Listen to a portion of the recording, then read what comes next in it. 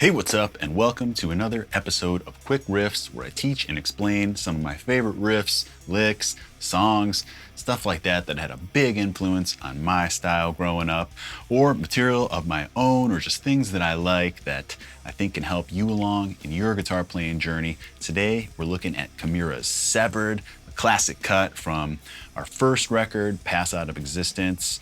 Back from 2001, it was probably written in 2000, somewhere around there. So it's an oldie, but still a goodie, one so many of you know, and I'm glad finally, coming out here, teaching y'all how to play it because it's a very attainable one, a super easy song that anybody can conquer. There is some fast alternate picking here and there, but with a little practice and even some cheats that I'll show you, you can make your way around that and get up to speed. Get your guitar playing up to snuff, or maybe you're already totally accomplished and just want to see it done and so you know you're doing it the right way, whatever the case. This is a good one. Other than some memorization, of some certain parts, if you're looking to play the whole thing or just a riff or two, now's your chance. So we'll also go through some history and some kind of like interesting facts about the song. So here we go, just starting out, we're in drop A on a 7-string, E, B, G, D, A, E, A, high to low. All you gotta know really is A, E, A from low to high. A, E, A. Maybe we'll be using the 4th string as well. We'll see.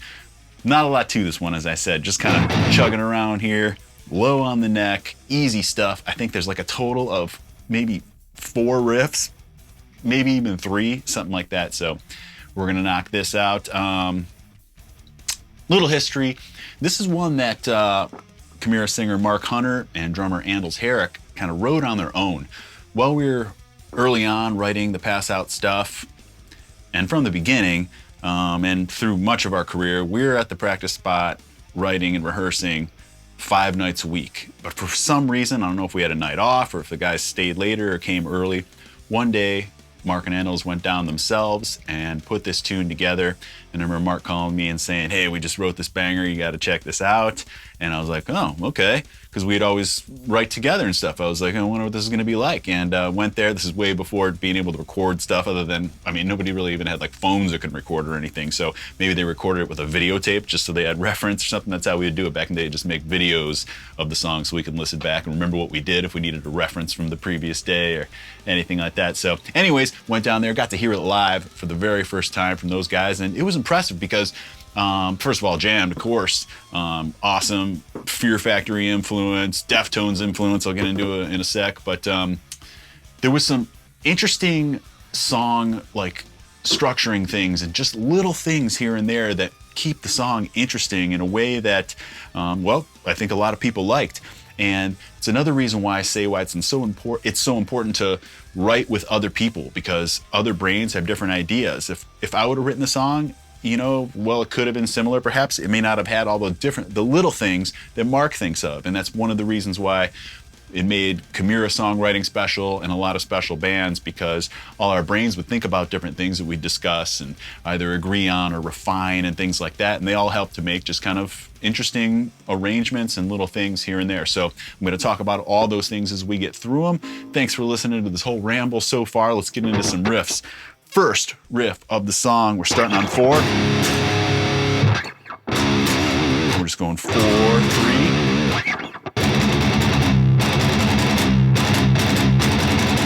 Starts out, tempo is probably like this. But slowly this.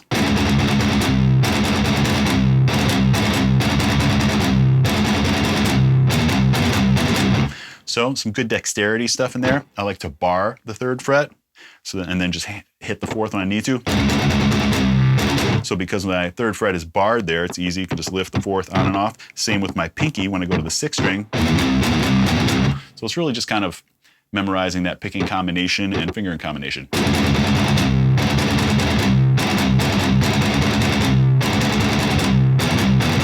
Repeat.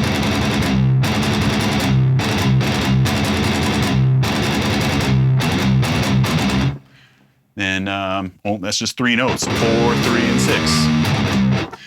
Then we get into the verse riff. 0, 1, 0, 1, 4. again, just 3 notes. 0, 1, and 4. 0, 4, 1, 0, 1, 0, 1, 0, 1, 0, 1, 4, 1, 0, 1, 0, 1, 4, 1, 0, 1. Really simple. And that, I can't remember which tune, but is a Deftones inspired riff. I think maybe like, I don't know, I could be totally wrong about this, but White Pony had come out around this time. Maybe it's a song from White Pony. But you know, we were all about Deftones and that album at the time and everything. So there was a lot of inspiration happening. They were big for everything that was happening in, you know, heavy music at the time. So, but I just remember being like, hey, that sounds a lot like a Deftones riff. Nothing wrong with that. Everybody's inspired by something different. But if you can name what it is, go ahead and leave a comment. So that's the first riff. Here we go. To decide, are you? We do a lot of those little accents. And in that particular spot, I'm just doing an artificial harmonic on the 3rd fret of the 7th string. And my picking, to get that artificial harmonic, I just kind of turn my pick in a little bit. I'm not even using my left hand, but I'm still getting artificial harmonics because right after I pick, I'm letting my thumb hit it. My thumb right there is hitting the string right afterwards. So if you don't know how to do those, it's a movement that just takes a little practice, but pick and then you let your thumb hit it. If I'm picking normally, my thumb isn't hitting it afterwards, but I turn it in a little bit and dig my thumb into there. Again, not even using my left hand, but if I were, you can hit those anywhere. So a lot of those accents like that. Continuing on, check out this accent. So that was like a little, as small as that is, as minute as that is, it breaks up the verse with like, kind of like a little extra tail, or I don't know if it's even an extra beat in the measure. We do have extra beats in the measures, which we'll get up to soon, but that one, so I guess I consider it more of a tail, because it is an even number of measures. But it's just still cool. What I'm saying is just that little breakup in a verse is a nice little thing. Continuing, here we go. So like a pre-chorus of sorts. Mark doesn't really sing over, but before we hit into the chorus, we switch keys up on the 4th fret here. Nice and tight. Switch keys again, back to the chorus. So that little like kind of pre-chorus, we'll call it, from the verse to the chorus is on the 4th fret.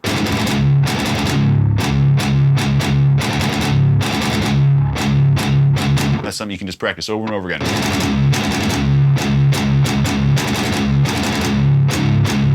And the easy thing about the chorus is that exact same picking pattern, just open.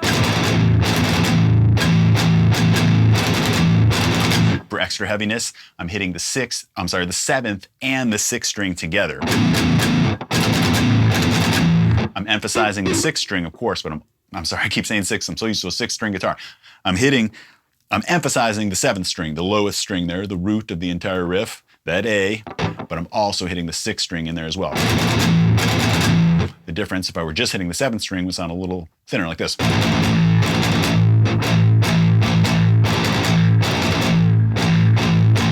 Getting some weird noise in there, I don't know what that is.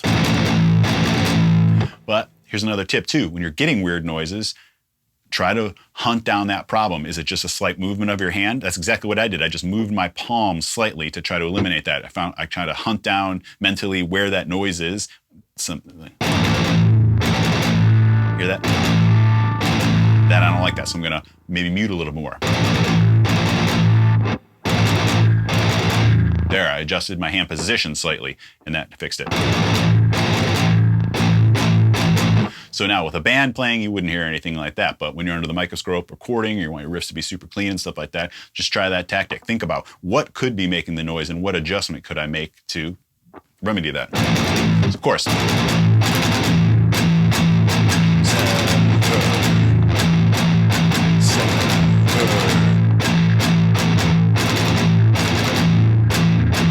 Back into the verse. And then we just do a one of those, and then it hits again. Another cool little songwriting thing, just to preview the riff that's about to come. No, just I do this by myself. Then the band kicks in. Back into the verse too. Another. artificial harmonic accent. Now check out this little accent. Second half of the second verse.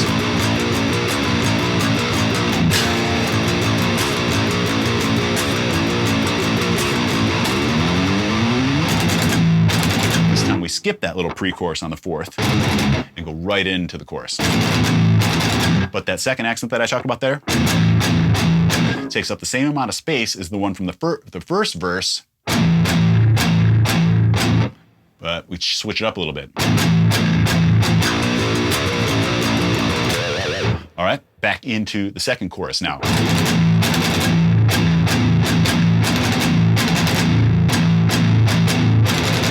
It's a double chorus. We break it up like this.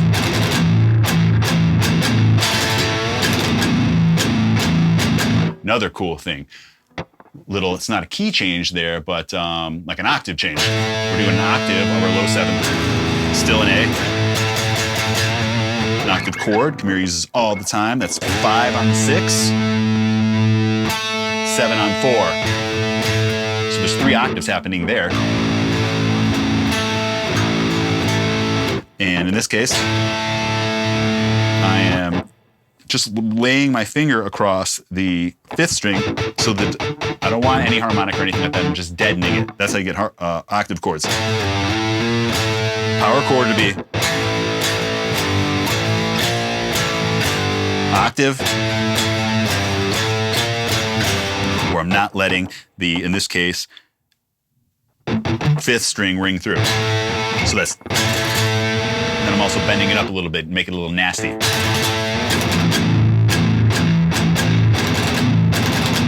Man, I'm not digging that noise. I should have hunted that down before the video. Now into the bridge. And really, this is it for the riffs. And in this bridge, it's just kind of like a free form, free jam part. There's all sorts of stuff going on here.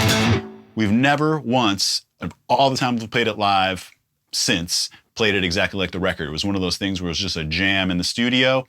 Andel's totally improv. He has a crazy drum part. I think this crazy drum part kind of put Andel's on the map. People were like, oh, what's this like total like crazy like drum solo thing happening in the middle of a song? And it was some really kind of like unique playing.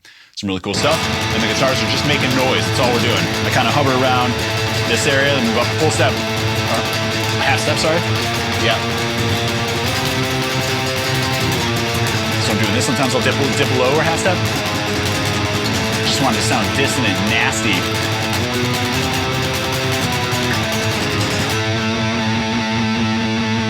Back into the final chorus.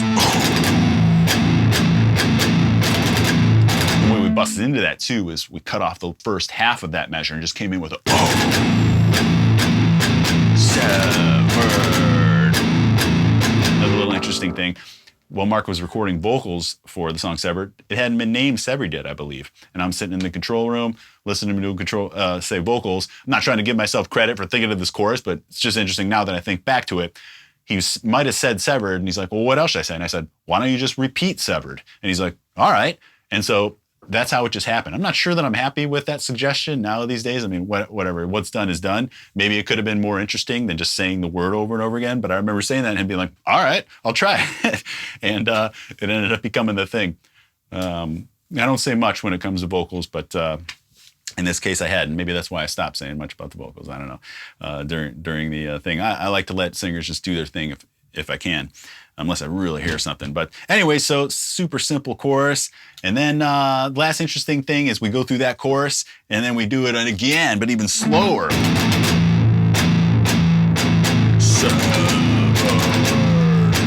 And that was a studio trick. We didn't do that until we actually recorded it. We went out to LA and we were recording with Mudrock, and Mark said, I want to slow that part down and make it even more extreme on the record. But Andel's had flown home back to Ohio to visit his girlfriend or something like that. So Mudrock, I believe, so the tracks weren't there, his drum tracks weren't there. We couldn't do it slower. But Mudrock used like studio magic and used some plug-in or something like that to slow everything down while maintaining pitch. And that's that slow part at the end there. We wanted to keep it like, machine head heavy, just slow,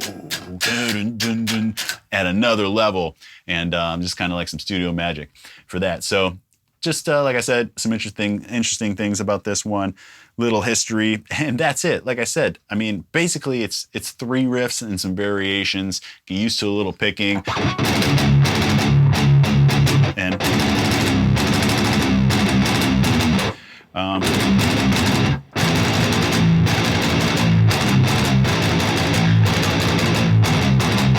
verse riff.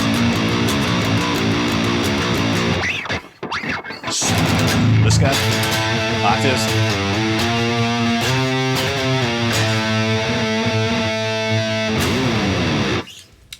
And that's gonna do it. If you made it this far, I appreciate you watching. This is like quick riffs number, I don't know, more than 15, I'd say, 16, 17, 18, something like that. So if you want to learn more, I got a bunch of other episodes here on the channel, teaching other Chimaira songs, mostly Chimaira songs, but just other stuff that I'm into.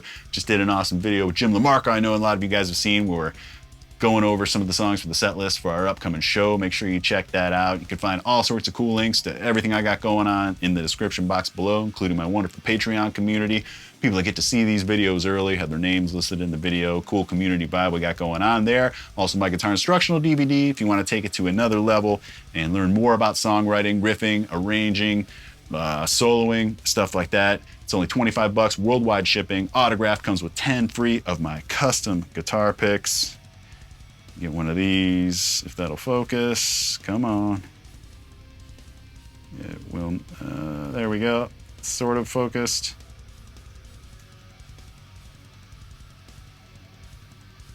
I don't know, you can see that. But anyways, got a whole slew of those. I know people don't watch DVDs anymore, so, you know, throw it away, keep the pics, keep it as a keepsake, whatever.